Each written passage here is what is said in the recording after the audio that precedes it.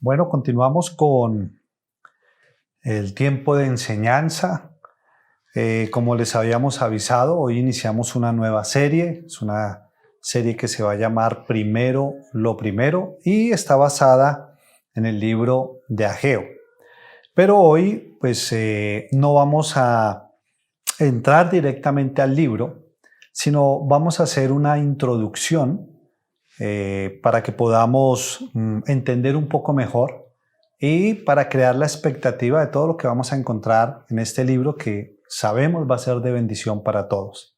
Es decir, hoy vamos a tener como el tráiler de Ageo, el corto que nos da algunos detalles, nos invita a verla, o en el caso de la película, pero en este caso el libro, pero no nos muestra todo lo que va a pasar. Entonces, hoy iniciamos con Ageo y el título de la enseñanza es precisamente Introducción al libro de Ageo. Hoy es especial porque no tengo un verso para iniciar. Vuelvo y repito, vamos a hacer una introducción. Luego ya de hoy en 8 vamos a comenzar con el capítulo 1. Pero hoy es una introducción. Así es de que antes de iniciar yo quiero que por un momento recordemos el contexto histórico del libro de Ageo, porque eso nos va a ayudar a entenderlo un poco mejor. Recordemos que Dios decidió hacer un pueblo para sí, el pueblo de Israel, a través del cual vendría el Salvador prometido. Para llevar a cabo su plan, Dios escoge a un hombre que se llama Abraham. A través de él engendran un hijo y luego viene todo el proceso hasta que de este hijo, Isaac, viene todo un pueblo llamado el pueblo de Israel. Ahora, usted recordará que este pueblo es esclavizado en Egipto por más de 400 años. Dios los libera de su esclavitud conforme lo había prometido. Él los libera, luego los lleva al desierto, allí hace un pacto con ellos, les da su ley. Incluso usted también recuerda que Él hace una manifestación especial de su presencia, les invita a crear el tabernáculo, a fabricar el tabernáculo, y allí manifestaba su presencia. También usted sabe que Él los lleva a una buena tierra, pero recuerde que el pueblo constantemente desobedece a Dios. Este pueblo que Dios escoge llega el momento en que cae en idolatría, además de muchos otros pecados, y Dios, como un buen padre, los exhorta a través de los profetas, empieza a llamarles la atención, a anunciarles y a recordarles lo que podía pasar si ellos no se arrepentían. Finalmente, el pueblo no se arrepiente, así es de que el Señor termina disciplinando al pueblo, permitiendo que Jerusalén y el templo fuesen destruidos, pero también que ese pueblo de Israel fuese llevado cautivo a Babilonia. Finalmente, el pueblo escogido por Dios a causa de su pecado termina en Babilonia. Alguien dijo que hay 3 elementos que eran de mucha importancia y que de alguna manera definían al pueblo de Israel, naturalmente aparte de Dios. Y esos 3 elementos decían que era la tierra, porque fue una tierra que Dios les dio, la ley, que fue una ley que Dios les dio, pero también el templo, que Dios les había dicho que construyesen, donde era una manifestación especial de su presencia. Cuando el pueblo es llevado a Babilonia, de alguna manera ellos pierden estas 3 cosas. No tienen templo, no tienen tierra y muchos se olvidaron de la ley. Pero la Biblia y también la historia nos cuenta que luego de 70 años de cautiverio que el pueblo estuvo en Babilonia, Dios les permite regresar a Jerusalén, les permite volver a su tierra. Allí vuelven a escuchar la ley, pero también les invita y les insta a que reconstruyan el templo. Entonces podríamos decir que este es el pueblo al cual Ageo, el libro que vamos a estudiar desde hoy en 8 días en adelante, este es el pueblo al cual Ageo le va a hablar. Es un pueblo que regresa a su tierra después de 70 años de cautiverio, el cual tiene la responsabilidad de reconstruir el templo. Ahora, algo que me gusta del libro de Ageo es que Ageo tuvo éxito en su ministerio. Vemos a un profeta y cuando hablo de éxito del ministerio, no es que haya tenido un ministerio multitudinario o que Ageo haya prosperado financieramente, no. Encontramos a un profeta que tuvo éxito porque finalmente el pueblo obedeció e hizo lo que Dios les mandó. Y eso es tener éxito en el ministerio. De verdad que esto debió haber sido de gran alegría para Ageo y para cualquiera que sirva al Señor. Eso es tener éxito en el ministerio, ver al pueblo obedecer. Y ese es el anhelo que hay en el corazón del pastor John y en mi corazón con respecto a esta serie. Que juntos podamos escuchar lo que Ageo tiene que decirnos y que juntos podamos obedecer a lo que el Señor nos está pidiendo. Ahora, ya con esto en mente, ahora sí entremos al tema de hoy. Introducción al libro de Ageo. Lo vamos a hacer a través de varios puntos. El primero de ellos, ¿quién escribió Ageo? ¿Quién lo escribió? Bueno, como su nombre lo indica, el libro de Ageo lo escribió Ageo. La palabra Ageo significa festival o festivo. Por eso algunos estudiosos dicen que él debió haber nacido en algunas de las festividades que el pueblo de Israel celebraba y por tanto le colocaron Ageo. Eso es como para nosotros, no recuerdo si era el almanaque Bristol, el cual cada día traía un nombre. Y cuando alguien nacía, miraban el almanaque y según el nombre que apareciera allí en el almanaque de ese día, ese era el nombre que le colocaban a las personas. Bueno, esto ya hace mucho tiempo y por eso antiguamente habían unos nombres un poco extraños. Ahora, no sé si usted ya notó que ningún libro de la Biblia tiene el nombre de Dios. Este se llama Ageo, pero hay otro que se llama Zacarías, hay otro que se llama Timoteo, hay otro que se llama Juan. Ningún nombre de los libros de la Biblia tienen el nombre de Dios. Usted no encuentra Primera de Dios o, no sé, Libro del Espíritu Santo o Segunda de Jesucristo. Y esto pues es interesante porque Dios permite que los escritores a los cuales Él inspiró para llevar a cabo su plan de la palabra, lleven el nombre del libro. Y generalmente en los libros encontramos las virtudes de estos hombres, pero también sus defectos. Y esto nos recuerda que contamos con un Dios de gracia. Ahora, poco se sabe de Ageo. Lo que habla la Biblia con respecto a Ageo lo encontramos en el libro de Ageo, incluso parte en el libro de Esdras, y nos hablan de la corta profecía. Fue una profecía que él dio en 4 meses. De hecho, algunos piensan que posiblemente Ageo tuvo un ministerio muy corto. Otros dicen que él pudo haber sido de gran influencia sobre el pueblo de Israel durante algún tiempo.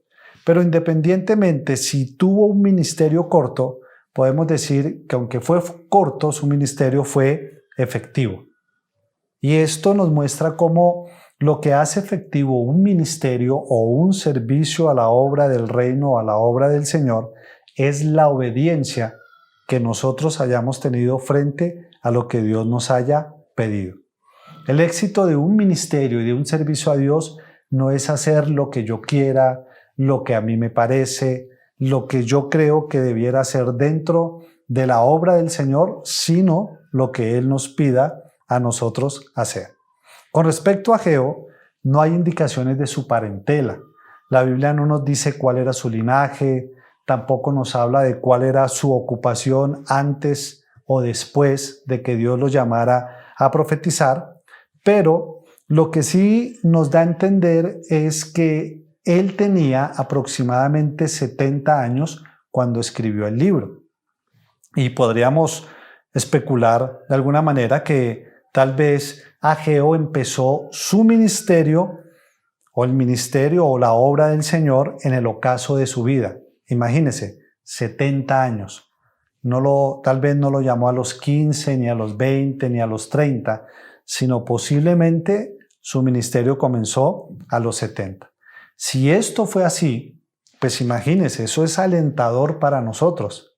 Piense a qué edad llamó el Señor a Abraham. 75 años tenía. ¿A qué edad llamó el Señor a Moisés? A los 80 años. Así es de que algo que nos recuerda el libro de Ageo o el escritor es que nunca será demasiado tarde para servir. Jamás nuestra edad será un impedimento para que nosotros le sirvamos al Señor. Así es de que si usted todavía está dentro de estos rangos, si usted dice, no, yo estoy llegando a los 80, hermano, usted califica. Todavía podemos nosotros servirle al Señor. Recuerde que nunca será demasiado tarde para eso. Otra cosa importante, hablando de Ageo, es que algunos teólogos comparan el libro de Ageo o lo relacionan con el libro de Santiago. Recuerde que Santiago nos habla mucho acerca de una fe acompañada de acción.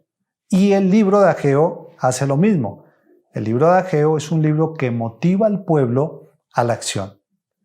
Hay un pasaje en el libro de Santiago, en el capítulo 2, verso 17, que quisiera leerle por un momento. Dice Santiago 2:17, así también la fe, si no tiene obras, es muerta en sí misma. Cuando nosotros leemos el capítulo 2 de Santiago, a veces pareciese que Santiago nos quiere decir que la salvación es por obra, pero no es así. Porque si usted mira, no sé, Santiago 1:18, nos habla que nosotros hemos renacido de nuevo por la palabra de Dios. Es decir, es una obra del Señor, no por obras. Pero lo que sí Santiago nos quiere recordar allí en el capítulo 2 es que la fe, esa afirmación de que nosotros creemos en el Señor, no es un ejercicio solamente intelectual, no es solamente asentir con la cabeza y decir, sí, yo creo todo lo que dicen de Jesucristo. No, el apóstol Santiago, algunos lo llaman así, bueno, aunque no, él era un hermano de Jesús, lo que nos está diciendo es que la fe tiene que estar acompañada de acciones de compasión, de acciones de comportamiento, de acciones de amor, de acciones de servicio a Dios. Recuerdo que hay una historia, no sé si sea cierta o no, pero me pareció interesante, que un día Alejandro el Grande, el gran conquistador, antes de una batalla se paseaba entre sus soldados cuando vio uno que estaba muy temeroso y asustado. Y se acercó a él y le preguntó, ¿cómo te llamas? Y el soldado lo miró y le dijo, yo me llamo Alejandro. Y Alejandro el Grande, dicen, se quedó mirándolo y le dijo, o te comportas como un Alejandro o te cambias el nombre. Y a veces así debe suceder con el creyente.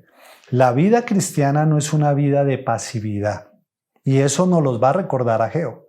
La vida cristiana no es una vida de pasividad. No es una vida donde yo me siento o me acuesto y le digo, Señor, cámbiame. Señor, transforma mi familia. Señor, haz esto en mí o haz aquello. Señor, salva a la humanidad. No, nosotros como creyentes tenemos responsabilidades, acciones a realizar. Y vamos a ver cuando empecemos el libro de Ageo cómo él nos lo recuerda. La segunda cosa que vamos a mirar hoy en la introducción es a quién se escribió el libro.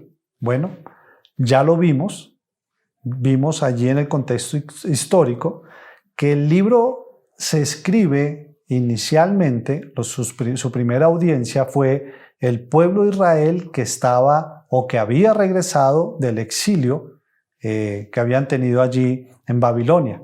Recuerde que el pueblo estuvo 70 años cautivo en Babilonia sirviendo a los gentiles. Esto hasta que viene el rey de Persia, Ciro, él conquista Babilonia y a causa de una profecía que Dios había dado sobre Ciro 150 años antes de que él naciera, eso está en Isaías 44, 28, si no estoy mal. Ciro se entera de esa profecía, dicen los teólogos que fue Daniel, que era quien estaba en esa época, quien le dio a conocer esa profecía, donde hablaba de cómo a través de Ciro él permitiría que el pueblo regresara a Jerusalén y reconstruyeran el templo. Entonces, Ciro, al enterarse, da la orden de que los que quisieran volver a Jerusalén, de los israelitas cautivos en Babilonia, fueran y reconstruyeran el templo. Bueno, la historia nos cuenta que más o menos unos 45,000 judíos regresaron a Israel. Lo curioso es que no todos regresaron, algunos se quedaron en Babilonia, ya habían hecho su vida, ya tenían un trabajo tal vez, un negocio, sus casas, sus familias, pero pensemos en la condición de los que regresaron. Pensemos en ellos. Imagínense esto, después de tantos años, precisamente 70 años, de estar en cautiverio en Babilonia, y al saber que sus captores habían sido vencidos, y al ver que el nuevo rey les da autorización de volver a la tierra a reconstruir el templo, yo me imagino que esos 42,000 o 45,000 judíos que regresaron debieron haber salido con mucho ánimo, debieron haber salido llenos de expectativas, tanto personales como espirituales, y pienso que todas ellas válidas. Por ejemplo, ellos dijeron, bueno, vamos a volver a la tierra que Dios nos dio. Eso es una buena expectativa. Vamos a reconstruir nuestro templo. Recuerde que el templo era símbolo de la presencia de Dios en medio de ellos. Vamos a volver a celebrar nuestras fiestas. Vamos a volver a celebrar nuestras ceremonias. Además de eso, podremos nuevamente tener nuestra tierra y construir nuestra propia casa. Todas esas expectativas válidas. Generalmente así sucede con aquel que quiere servirle al Señor. Casi siempre todo aquel que comienza el servicio está lleno de expectativas. Por eso uno escucha frases como, ahora sí voy a servirle, esta vez voy con toda. Señor, cuenta conmigo. Como cantábamos antes, Señor, heme aquí, envíame a mí. Pero la animosidad del pueblo de Israel, infortunadamente, no duró mucho. En el libro de Ageo encontramos a un pueblo que comenzó con mucho entusiasmo, pero fue de corta duración. Ahora, yo espero que ese no sea su caso. Yo espero que el caso suyo no sea que comenzó con mucho ánimo en el Señor, con mucho ánimo a servir a Dios, y de pronto, como que ese ánimo desapareció y ya no hay intención de hacer nada. El libro de Esdras, que es el libro que nos narra parte de la historia de lo que sucedió con los judíos que volvieron y que estaban reconstruyendo el templo, nos cuenta que ese pueblo comenzó precisamente con entusiasmo, pero que muy pronto dejaron sus labores y ¿sabe qué hicieron? Empezaron a dedicarse a sí mismos. Esdras 4, precisamente, nos habla de por qué ese cambio. ¿Qué hizo que aquellos que comenzaron con ánimo, de un momento a otro como que pararon y dejaron de hacer las cosas? Y precisamente fueron circunstancias que vinieron a la vida de estos hombres y fue porque el pueblo empezó a enfrentar oposición. Les decía que Esdras 4 nos cuenta cuál fue esa oposición.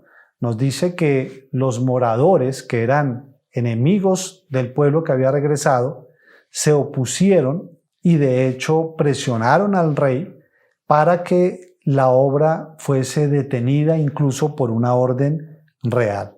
Así es de que esto desanimó al pueblo de tal manera que el pueblo de Israel abandonó la reconstrucción del templo aproximadamente por unos 16 a 17 años, Y durante esos años lo que el pueblo hizo fue dedicarse solamente a sí mismos, desobedeciendo la orden del Señor. Encontramos un pueblo, Israel, que olvidó muy pronto el propósito como pueblo de Dios. Recordemos algo, Dios creó un pueblo para sí, un pueblo para que lo glorificase a Él. De hecho, usted recordará que cuando Israel estaba cautivo, las frases de Moisés frente a Faraón era: Dios ha dicho así, deja ir a mi pueblo para que me sirva. Pero ese pueblo que Dios había escogido olvidó su propósito. Hay un pasaje, y lo quiero leer en la versión de las Américas, y está en Jeremías, en el capítulo 13, en el verso 11. Allí quiero comentarle el contexto para que lo entendamos mejor. En el capítulo 13 de Jeremías, el Señor le pide a Jeremías que compre un cinturón y que ese cinturón vaya y lo meta ya como entre el barro y que lo deje por un tiempo. Luego le dice: ve y saca ese cinturón. El cinturón, cuando lo sacan, está podrido. Y le dice que esa es la condición del pueblo de Israel. Ya no sirve para nada. Pero en el verso 11, el Señor a través de Jeremías explica esa alegoría. Mire lo que dice: porque como el cinturón se adhiere a la cintura del hombre, así hice adherirse a mí a toda la casa de Israel y a toda la casa de Judá, declara el Señor. Y luego nos explica para qué. Dice: a fin de que fueran para mí por pueblo. Les estaba recordando que ellos eran pueblo. Por renombre, por alabanza y por gloria, pero no me escucharon. En este pasaje, Jeremías les está recordando el propósito del pueblo. Dios escogió un pueblo, lo acercó a Él para que fuese su pueblo, para que fuese renombre, para que fuese para alabanza y para que fuese para su gloria. Pero el pueblo no escuchó. Y ahora encontramos a un pueblo que después de la disciplina siguen en la misma condición, olvidando cuál era su verdadero propósito. Ahora, esto a veces nos pasa no solo al pueblo de Israel, sino que también a veces nos pasa a nosotros. Prontamente olvidamos nuestro propósito. La Biblia dice que la iglesia es pueblo adquirido por Dios, nación santa, para que anunciemos las virtudes de aquel que nos llamó. Allá en Pedro. La Biblia también nos dice que para el creyente que todo lo que nosotros hagamos tiene que ser para la gloria del Señor. Pero como el pueblo al cual Ageo le está hablando, a veces nosotros terminamos dedicados a nosotros mismos. Comenzamos con muchas expectativas, con mucho ánimo en el Señor y en su obra, pero en la medida que va pasando el tiempo, o en la medida que empezamos a enfrentar problemas, solemos desanimarnos, solemos abandonarlo todo y terminamos tristemente dedicados a nosotros mismos, olvidando nuestro propósito.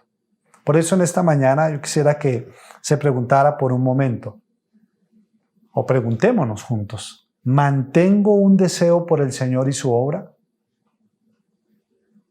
¿Usted mantiene su deseo por el Señor y su obra o se dedicó a sí mismo?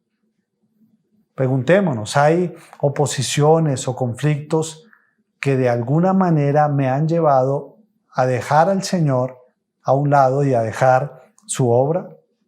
Mire, si las respuestas no son favorables, déjeme decirle una cosa: el libro de Ageo es apropiado para nosotros.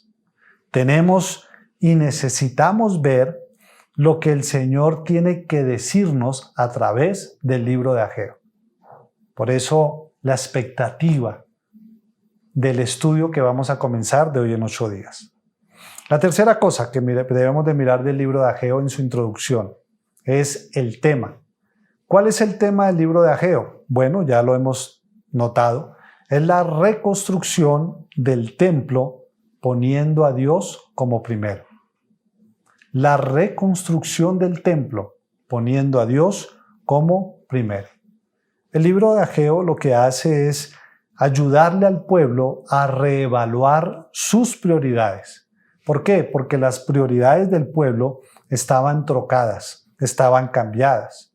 Por eso el estudio del libro de Ageo nos va a ayudar a nosotros a evaluar nuestras prioridades y a poder colocarlas en orden. Y esto es necesario porque las prioridades equivocadas, aún en las vidas de los hijos del Señor, nos llevan al fracaso. Las prioridades equivocadas, aún en la vida de los hijos de Dios, nos llevan o nos conducen ¿a qué? Al fracaso, como vamos a ver que pasó con el pueblo. Mire, nosotros no podemos olvidar que la vida del hombre gira en torno a su pensamiento más predominante, es decir, aquello que él considera más importante. Cuando hay algo en su vida que usted considera más importante, toda su vida gira en torno a eso. Incluso las decisiones que usted toma, las toma frente a eso que domina su pensamiento. Por eso la importancia que podamos tener nuestras prioridades en orden. Ustedes saben que Dios siempre ha sido claro con las prioridades. Con Dios, Él no dio lugar a suposiciones. Recuerde por allá en Mateo 22 que un día se acercaron y le dijeron: Maestro, ¿cuál es el gran mandamiento de la ley? ¿Por qué lo preguntaban? Porque en esa época los fariseos, uniendo todo lo de la ley, decían que habían 613 mandamientos y los tenían como categorizados. Y de alguna forma querían conocer la opinión del maestro para saber hacia qué lado se inclinaba. Y el Señor les recuerda dentro de esto las prioridades o la prioridad más importante. Porque la respuesta del Señor, ¿cuál fue? Amarás al Señor tu Dios con todo tu corazón, con toda tu mente, con toda tu alma y con todas tus fuerzas. Dios dejó muy en claro nuestras prioridades y el libro de Ageo nos va a ayudar a ponerlas en orden. Cuarto, ¿para qué se escribió el libro de Ageo? ¿Cuál fue el propósito por el cual Dios, a través del Espíritu Santo, inspira a Ageo para que escriba este libro? Bueno, además de invitar al pueblo a meditar acerca de sus prioridades, nosotros encontramos que el libro de Ageo tiene el propósito de inspirar a las personas para que tengan dedicación, y no solo dedicación, sino también determinación en la obra del reino. Dedicación y determinación en la obra del reino. Ageo quería convencer a su audiencia de que nada era más importante que la obra que ellos tenían que realizar. De la misma manera, nuestro propósito con esta serie es el mismo. Nosotros anhelamos que a través de los próximos sermones usted pueda animarse y convencerse por medio de la palabra que no hay nada más importante para la vida del creyente, no hay nada más importante para el pueblo de Dios que trabajar en la obra del reino. Y eso no podemos olvidarlo. No hay mejor legado que nosotros podemos dejar que el Evangelio. Ahora, aclaremos algo. Con esto no estamos afirmando de pronto que la vida familiar no es importante. No estamos afirmando que el trabajo es importante. No. Ciertamente hay muchas cosas que son importantes y que debemos de llevarlas a cabo en la vida. No estamos hablando de un activismo. Estamos hablando de un servicio. Porque recuerde, todos nosotros como pueblo de Dios, pero también, como dice la Escritura, como cuerpo de Cristo tenemos una función. E infortunadamente muchos en este tiempo de pandemia, a causa de que la iglesia es virtual y a veces incluso en tiempos de no pandemia, muchos solo han estado en la iglesia escuchando, recibiendo, pero dando de sí muy poco. Y esa no es la labor del pueblo de Dios, y eso no es a lo que Dios nos ha llamado. Recuerde que aún las cosas buenas en el orden incorrecto pueden ser malas. Por ejemplo, cuando mi familia está por encima de Dios. Hay personas que tienen primero la familia y segundo Dios. Cuando mi trabajo está por encima de Dios. Hay personas que dicen, no, primero mi trabajo. Si queda tiempo, bueno, yo voy y escucho al Señor. Y sin darnos cuenta, convertimos a veces a la familia, a veces al trabajo, incluso nuestros propios planes y deseos como en un ídolo que está por encima del Señor. Y dejamos a un lado al Señor y a su obra. Nunca olvide algo, solamente los planes de Dios tienen futuro. Nuestros planes no sabemos. Si usted quiere estar en un plan que está garantizado, el único plan garantizado o los únicos planes garantizados son los planes del Señor. Yo no sé si usted recuerda la vida de Jonás. Dios tenía un plan para Jonás. ¿Cuál era? Que él fuese ¿a dónde? A Nínive. Jonás tenía su propio plan, ir a Tarsis. Pregunto, ¿cuál de los dos planes se cumplió? Todos lo sabemos. Jonás llegó a Nínive, nunca llegó a Tarsis. Y como alguien dijo, nosotros llegaremos a Nínive, ya sea en barco o en ballena, pero allá llegaremos, porque los planes de Dios se cumplen. Amén. Por último, aspectos importantes del libro. Mire, hay algunos temas que nos parece importante tocar en la introducción para que cuando se desarrollen los sermones a partir de hoy en 8 días, usted ya pueda tener una mayor comprensión de lo que estamos hablando. Y hay 3 cosas, 3 aspectos importantes. El primero de ellos es templo. Usted va a ver que todo el libro de Ageo gira en torno al templo. Primero al templo que ellos tenían que reconstruir. Entonces, recordemos que para el pueblo de Israel el templo era de mucha importancia. Mire, este era de tanta importancia porque ejemplificaba de alguna manera la morada de Dios con su pueblo. Y un templo destruido, como era el caso en el tiempo de Ageo, de alguna manera estaba mostrando la condición de la relación de Dios con su pueblo. Si el templo estaba destruido, la relación ¿cómo estaba? Destruida. No había una buena relación. Ahora, usted y yo sabemos que nuestro tiempo es diferente. La Biblia dice que el creyente es el templo del Señor. Usted y yo, y eso lo vimos cuando estuvimos estudiando un poco Primera de Pedro. Nosotros somos la casa del Señor, somos el templo, el Espíritu Santo mora en nosotros. Y por eso es importante que nosotros no confundamos la obra del reino con edificar un lugar físico o con construir un lugar físico. El propósito que Dios tiene para nosotros en este tiempo no es que construyamos catedrales o grandes lugares. No, ese no es el propósito. Recuerde que nosotros adoramos al Señor, no adoramos al templo. Recuerde que la iglesia es el pueblo de Dios, no es el edificio. Pero, sin embargo, en este libro vamos a ver cómo existe una conexión entre el honor que se le muestra al templo físico y la condición del corazón hacia Dios.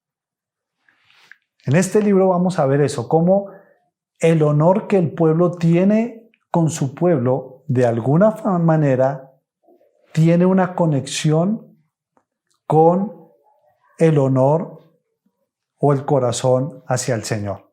Mire, es por eso que nosotros en este tiempo no podemos pretender creer que tenemos una buena relación con Dios cuando somos totalmente indiferentes con su iglesia.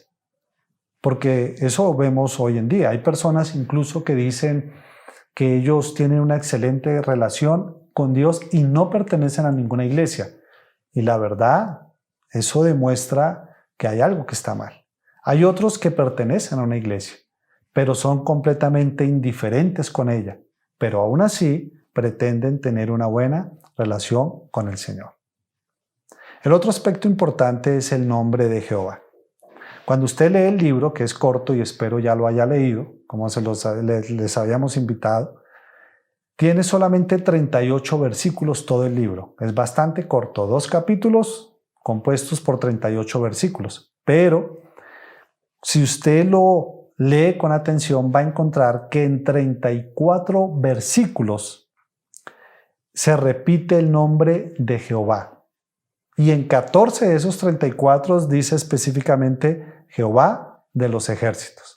Ahora, esto es importante porque esta repetición del nombre de Jehová, lo que está haciendo Ageo es un recordatorio para el pueblo del asombroso poder de Dios para liberarlos, pero también a través de esto está resaltando la gloria de Dios y su reinado sobre toda la creación. Ahora, nosotros no podemos olvidar el Dios en quien hemos creído. Nosotros no podemos olvidar el Dios que nos ha salvado. En palabras de Pablo, no podemos olvidar el Dios de quien soy y el Dios a quien sirvo. Por lo tanto, nuestros corazones deben de permanecer reverentes, pues antes de que sea Ageo hablándonos a través de este libro, quien nos está hablando es el mismo Señor de los ejércitos. Por eso, desde ya prepare su corazón para todo lo que vamos a escuchar de parte de Dios cuando empecemos a estudiar el libro de Ageo. Y por último, otro aspecto importante es Zorobabel. Usted va a encontrar cómo Zorobabel es el gobernador del pueblo de Israel que regresó luego del exilio. Y este nombre es de vital importancia, pero hablaremos de él ya tal vez con un gran énfasis en el último sermón de este estudio. Pero por ahora podemos decirle, para que vaya teniendo en cuenta, que ese Zorobabel era una prefigura del Mesías que había de venir. Bueno, iglesia, esta es la introducción al libro de Ageo. Espero de corazón que en usted se haya despertado el interés por este tiempo de estudio, pero que también a través de lo que hemos visto ya el Señor haya empezado a hablar y a preparar su corazón con respecto a lo que Él quiere que nosotros hagamos. Amén. Oremos. Padre, te damos gracias por este tiempo. Gracias, Señor, porque aunque es una introducción acerca del libro que vamos a estudiar, creemos, Señor, en lo que tú ya empezaste a hacer en nuestros corazones. Gracias, Señor, porque yo sé que ya empezaste a inquietarnos, Señor, con respecto a la relación que tenemos no solo contigo, Señor, sino a la relación que tenemos con tu iglesia, a la relación que tenemos frente a las responsabilidades, Señor, que tú nos has colocado como creyentes. Hoy oramos, Dios, y te pedimos ayúdanos. Ayúdanos, Señor, porque a veces creemos que nuestro tiempo ya pasó de servir al Señor, porque a veces pensamos tal vez que servirle al Señor es solo predicar o es solo dar enseñanzas acerca de las Escrituras, pero cuando miramos tu palabra hay muchas maneras de servirte y tal vez nosotros nos hemos rehusado y hemos puesto excusas, Señor, como la edad y como otras cosas. Perdónanos, Dios. Ayúdanos, Señor, y trae esa convicción a nuestro corazón como lo hiciste con el pueblo de Israel, de que podemos servirte, Señor, como lo hiciste con Ageo aún a los 70 años, que él podía servirte. Y él obedeció y lo hizo. Ayúdanos, Señor, a obedecerte. Ayúdanos a llevar a cabo aquello que tú quieres que nosotros hagamos. Hoy oramos, Dios, y te pedimos, prepara nuestro corazón frente a tu iglesia, frente al concepto que nosotros tenemos de iglesia. Porque tal vez podemos decir que te amamos y podemos tal vez estar enamorados de ti, si podemos decirlo de esa manera, y podemos buscarte, cantarte, escuchar tu palabra. Pero tal vez hay indiferencia, Señor, hacia tu iglesia. Si es así, Dios, perdónanos, Dios, e inquiétanos a entender que somos parte de un cuerpo, que no somos miembros aislados, sino que tú nos has puesto en un lugar y en el lugar donde tú nos has puesto tenemos responsabilidades. Ayúdanos a entenderlo, Señor. Y así como el pueblo de Israel obedeció y llevó a cabo la reconstrucción del templo, nosotros, Señor, podamos obedecerte y hacer aquello que tú nos pides. Hoy oramos por ello, Señor. Ayúdanos. Ayúdanos a entender y a recordar siempre al Dios que nos ha salvado, al Dios que nos ha ayudado, como fue necesario para el pueblo escuchar en reiteradas ocasiones Jehová de los ejércitos, Jehová. Y ellos sabían de qué estaban hablando. Ayúdanos, Señor, a no olvidar lo que tú has hecho. Ayúdanos a no olvidar quién eres. Y ayúdanos, Señor, a nunca olvidar que somos tu pueblo. Te lo pedimos, Padre, en tu nombre y te damos gracias. Amén y amén.